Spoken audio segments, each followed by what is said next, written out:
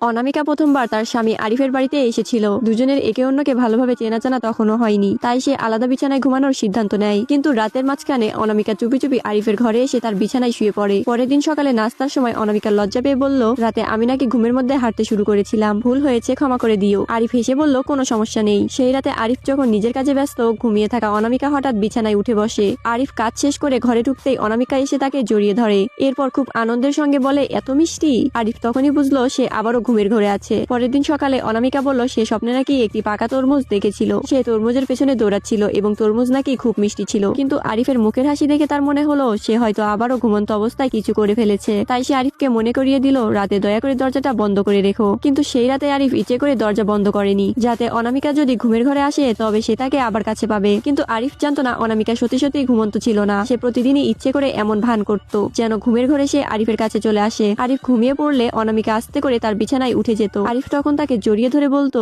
যদি প্রতি রাতই এমন হতো। একদিন গভীর রাতে আরিফ যখন ঘুমে তলিয়ে যায়, তখন অনামিকা আলতো করে তার শার্টটা সরিয়ে দেয়। আরিফের পিঠে পুরনো দাগ দেখে সে মুহূর্তেই আটকে গেল। এই দাগ তাকে 10 বছর আগের সেই ঘটনার কথা মনে করিয়ে দেয়, যখন অনামিকা আগুনের মধ্যে আটকা পড়ে অজ্ঞান হয়ে গিয়েছিল। তখন এক ছেলে তাকে বাঁচাতে গিয়েছিল, আর সেই সময় জ্বালানো কাঠ তার উপর পড়ে তাকে আহত করেছিল।